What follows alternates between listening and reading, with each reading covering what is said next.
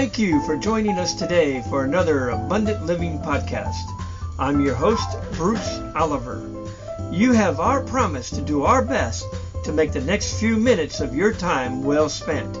Our special guest is prepared to share a blessing with you. So let's jump in and get started.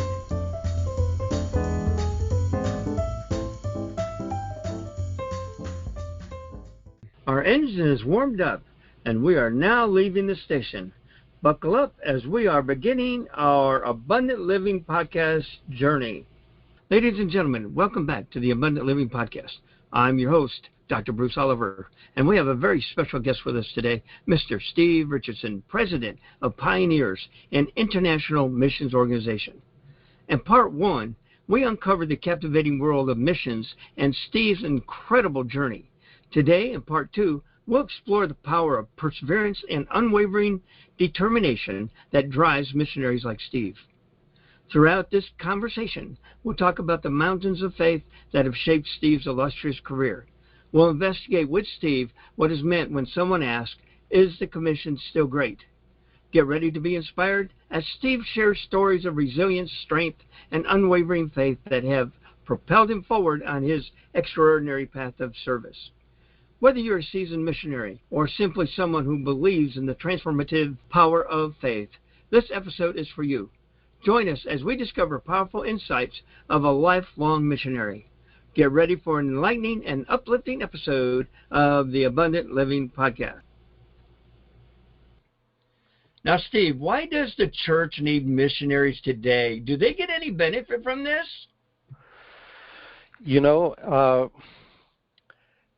That's a bit like asking, do people get any benefit from obeying Jesus? And the answer is a resounding yes. So let me unpack that maybe a little bit more. Here's an interesting question. What is the most important thing happening in the world today? And we might think, it's the upcoming election. We might think, it's, the war going on over there between Ukraine and Russia. It might be geopolitical stuff happening. It might be technology and what's happening in all the tensions in our society. But my answer, biblically speaking, is that the most important thing, all those things are happening, they're important, but the most important thing happening in the world today, I would contend, is that the Great Commission is being fulfilled. So Jesus said that this gospel of the kingdom, Matthew 24:14, will be preached in the whole world as a testimony to all nations, and then the end will come.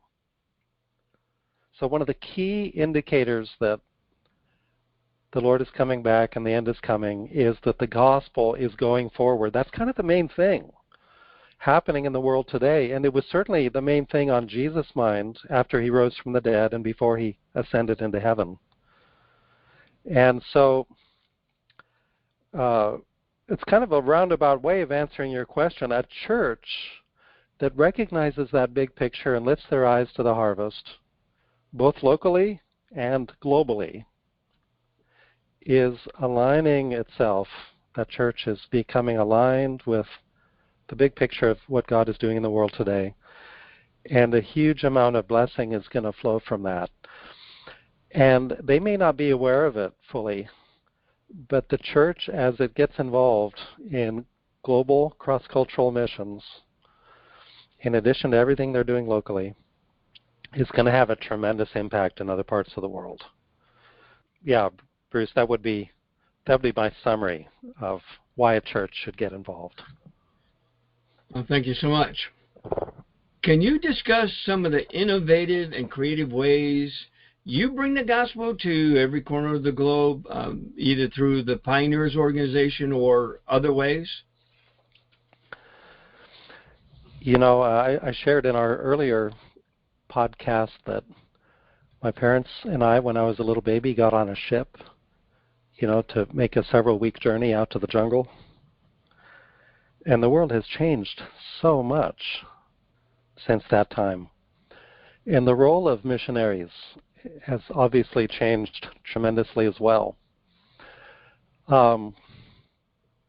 For example, with the organization that I help lead, Pioneers, we have all kinds of workers around the world who are professionals doing all kinds of marketplace roles. For example, we've had pilots flying with major airlines. And you think, how can that be a missionary? Well, while they're in the cockpit, they have untold number of hours with fellow pilots from some of the most unreached people groups in the world, in the Middle East and elsewhere. And to me, that's just one example. And we've got people who are teaching in universities. We have people running all kinds of creative businesses around the world. We have people involved in health, community development, various forms of education, social enterprises, micro-enterprise, equipping people with skills. My wife trained hundreds of people who didn't have jobs previously how to make quilts and other crafts, and she did it in the tropics. And they ended up selling millions of dollars worth of crafts to various places around the world. And this is from people who didn't even know how to use a sewing machine before. And in the meantime, people were coming to Christ. Muslims were coming to faith in Jesus in this context. It was just thrilling. So all that to say that all kinds of creative ways are being leveraged to bring the gospel to every corner of the globe. And I can say that one of the creative ways we're doing it is we're mobilizing missionaries from all kinds of other cultures, not just from the West, from America and other Western countries.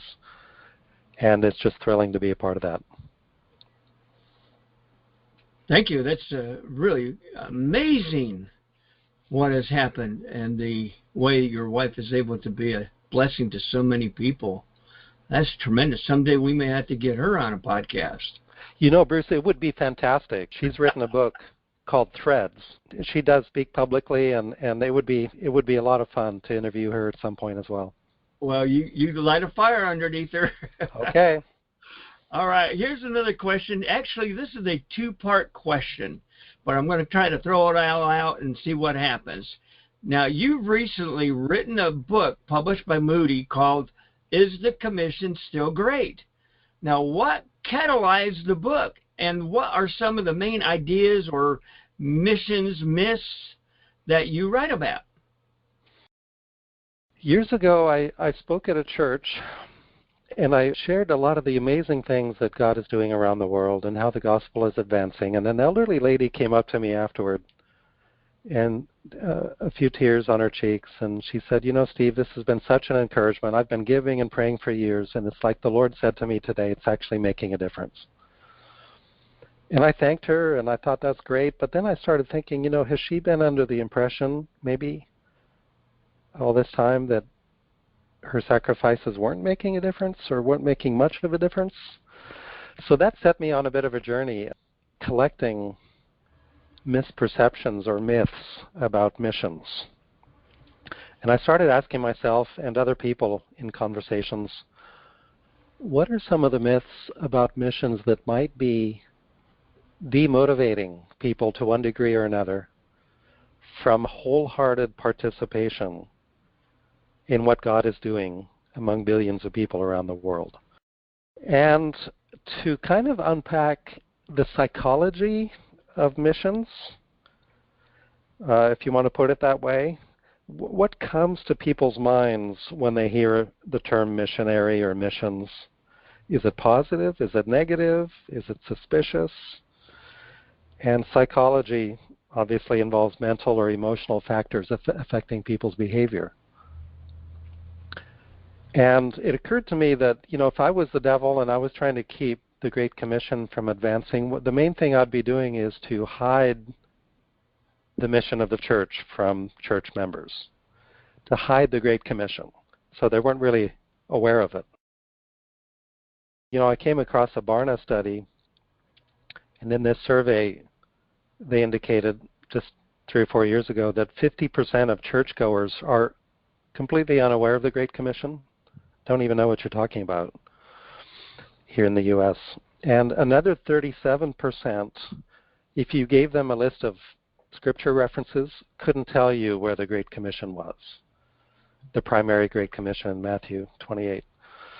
So anyway, that kind of set me on a journey, and so I identified over time 8 perceptions or misperceptions about missions that I think maybe have kernels of truth, but when exaggerated or misperceived, ends up really doing damage to the primary task that God has given us to accomplish in our time.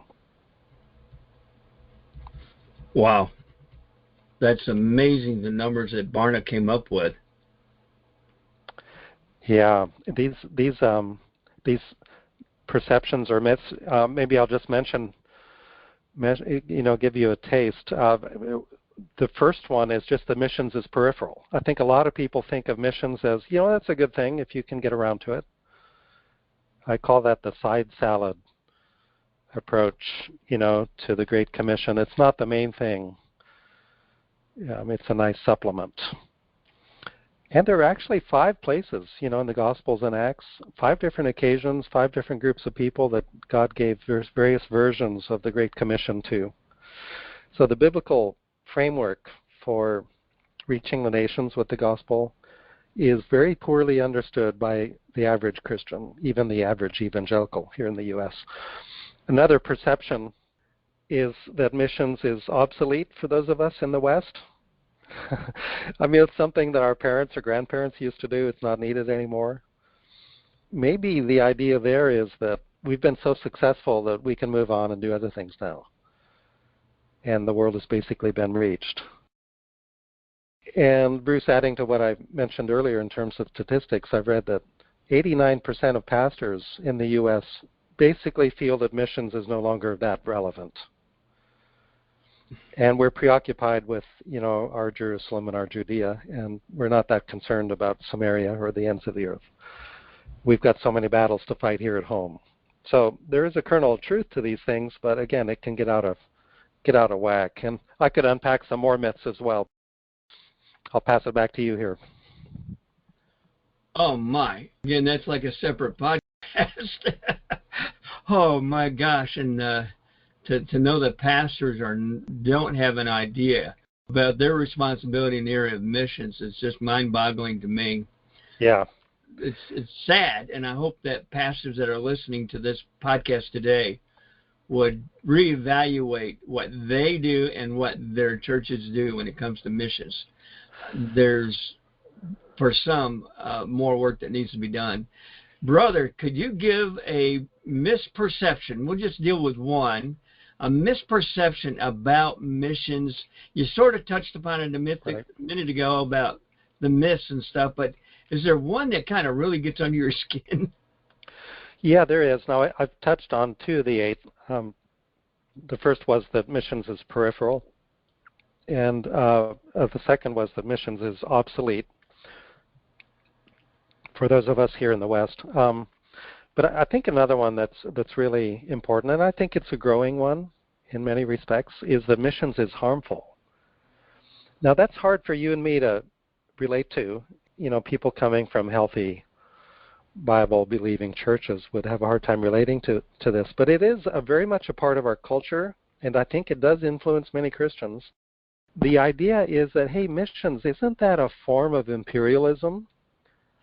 Isn't that Westerners exporting our religion and our culture to other people who have their own legitimate cultures and religions and so forth? What gives us the right to do that?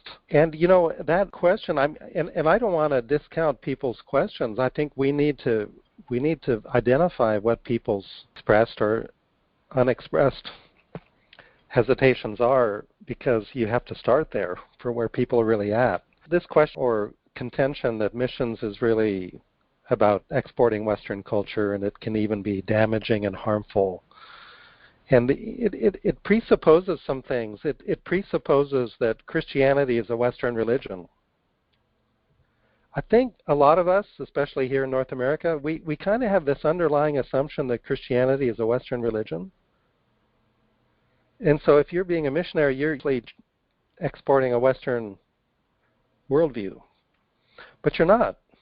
Christianity is an Eastern religion. It's a Middle Eastern religion from a tribe called the Jewish people with 12 subdivisions originally. And I think another assumption here is that missionaries are basically going to tribes and you're disturbing them in their jungle contexts or, out there in some remote location. But most missionaries are going these days to cities, and we're going to nations. We're going to Europe, where we have missionaries here in the U.S. reaching out cross-culturally all over the world. Another presupposition here is that most missionaries are Westerners. Not only is it a Western religion you're transporting, but the agents are Westerners. They're Americans and so forth. But I think today, maybe as many as 90% of missionaries are not from the West. The vast majority of cross-cultural missionaries in the world today are from what we call the global South, from the non-West. So missions is not a Western phenomenon uniquely or exclusively. It's part and parcel of the mission that Jesus gave us to be working on, to be doing over this last 2,000 years.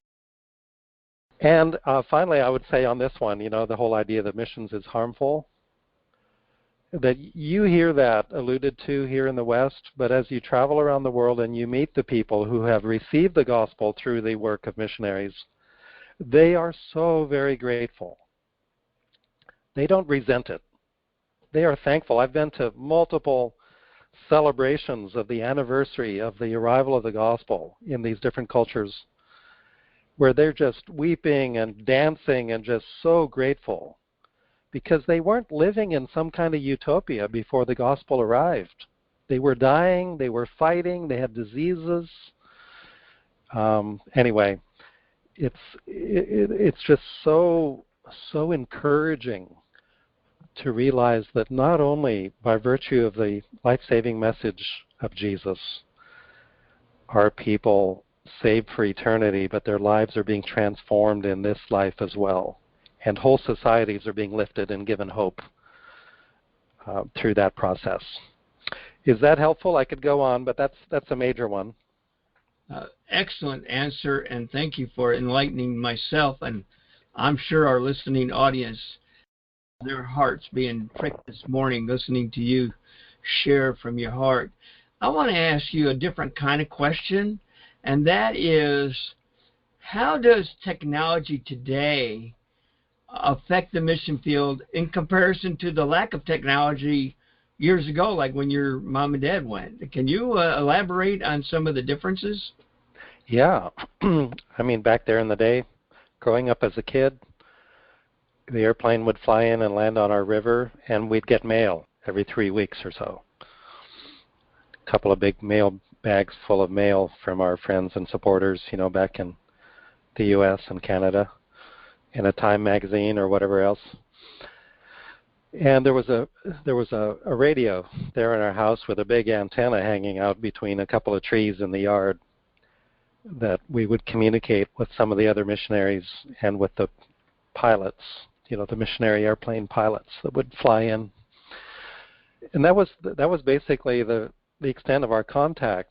Today, for example, my wife is in daily contact with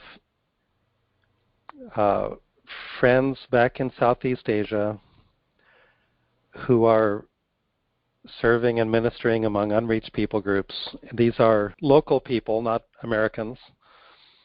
And she knows the language, and they're able to translate what they're saying, using different translation apps, so that even if you don't know the language of the people you're talking to, you can still communicate and encourage and mentor them. And you do it in real time. And with Pioneers, we're exploring all kinds of ways of identifying people in the harvest who are spiritually responsive and who are asking spiritual questions.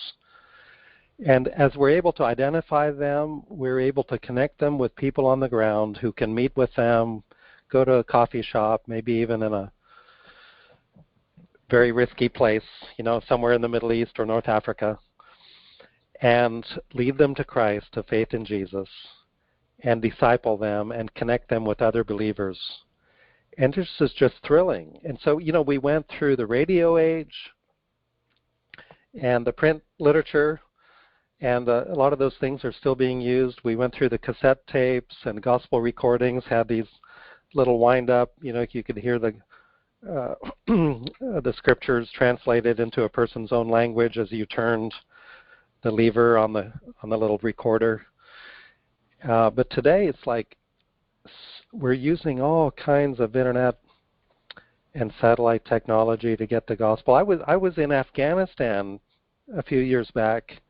I was in a totally unreached place. I was in the home about to have dinner with a Muslim family. I noticed they had the TV on, and guess what was on the TV? It was a Christian satellite TV broadcast teaching them about the gospel and how to have faith and how to organize a little church.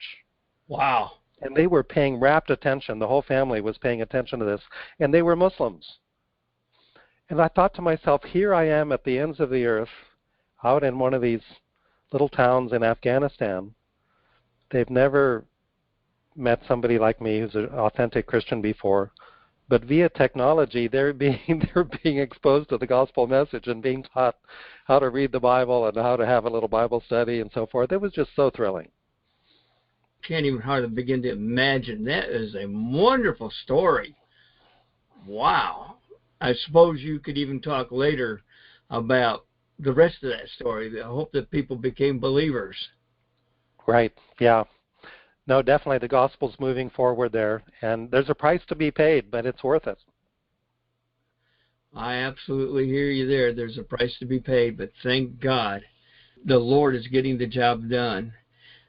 I want to ask you a leadership type question. We've heard a lot about your experiences and how your experiences affected your faith and growing up. What do you think is one of your strongest leadership skills that you have that you would like to teach other leaders? Wow, that's an interesting question. And like I often do, I think I'll just share off the top of my head what's coming in my heart.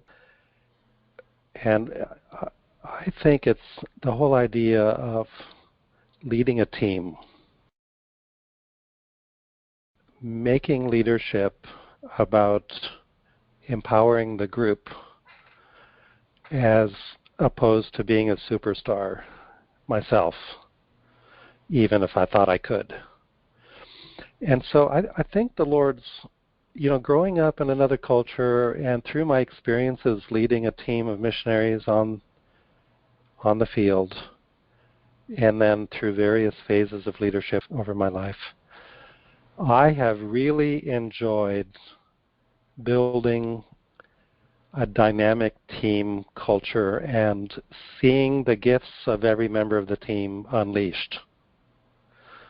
So I'd like to think that I measure my own success not in terms of purely my own performance, but how healthy is the team that I'm a part of, and what is the impact, our collective impact. If there's a pastor, listening to this podcast, how much is it about you? And I don't want to underplay the importance of our own role as, senior leaders. It's vital. But how much is it about us individually, and how much is it about our team? So in Pioneers, we've basically been working at the team concept of ministry since our inception back in 1979 as an organization. We realized early on that there was this dynamic in the pages of Acts in the Bible of apostolic teams going out, Paul and Barnabas and Paul and Silas, and they often had other people with them. Luke was helping with this and that, and Timothy was doing this, and they went as teams and as groups, not just as individuals in most cases. And this concept of a really healthy team and of building healthy organizational culture, I think, is kind of the primary task of a senior leader. What is the organizational culture of our church or of our mission or of our missionary team? And I really enjoy that. and I enjoy, doing workshops and so forth on team building. So that would be my answer. And I'm sure I could talk about other things as well, communication skills and various other things. But that would be my primary response. Well, brother, I love that answer. I'm glad that we got that question out because I love that answer. And I've been hearing quite a bit lately, and you didn't quite mention it, but I sensed you would agree with me that there's no I in team. Yeah, good way to put it. I like that.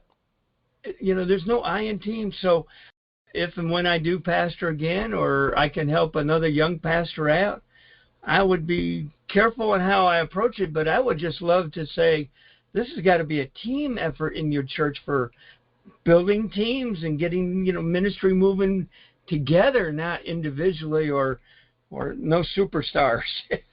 Yeah, and our success is primarily manifested in the success and impact of the other people that we're serving. And Bruce, frankly, if I can say so, I really sense this in you and just the whole podcast vision and ministry and getting behind members of the body of Christ and organizations that God is using and helping to facilitate and empower and make those ministries known. I think it's a great example. Well, thank you so much for that. And we could talk to you off the air about how it all started because there's a little story there. In any case, we're thankful that God is giving us the opportunity to podcast and helping ministries around the world now. I never dreamed that possible. Let me get to the last question because, as everybody knows, somewhere along the timeline of our podcast, I have to say, train is slowing down, getting ready to enter the station. And so our journey's close to an end, but I have one more question. I always like to ask this, and that is, brother, what do you want the listening audience to take away from part 2 of today's podcast interview? I might mention a couple things. One is, this might sound a bit self-serving, but I would encourage you to order my book, Is the Commission Still Great?, published by Moody. And dive deeper into some of these perceptions about missions that I've been talking about because there's so much more. And, one church ordered 600 copies because they wanted all their members to read this, and another church ordered 300 copies. All that to say, it's being a blessing to a lot of people. It's just a recent publication. And then secondly, and finally, I would say, as individuals, pray a prayer that I think will make a huge difference over the long term. And it's basically the prayer of Psalm 67, and I've been praying it for years. And that is, Lord, bless the nations through me. And if you type that out, put it on your mirror or put it in your car or put it somewhere where you'll see it regularly, and you pray it every day a few times, Lord, bless the nations through me, and then watch what God does. I think it could be a really transformative prayer in the life of every person listening to this podcast. So thank you, Bruce. It's been great to be on with you. Well, thank you so much for availing the time to do not just one podcast, but 2 podcasts with us. And we trust that our listeners will feel very comfortable in sharing their evaluation, their questions, their comments with you, brother. Ladies and gentlemen, it appears that time has run out. Our train is now approaching the station, and this podcast is coming to an end. I want to leave you with my favorite quote: with God, I can face tomorrow and experience His peace today. Hope to see you at our next Abundant Living podcast real soon. This is your host, Dr. Bruce Oliver, signing off for now. Don't forget, Jesus loves you.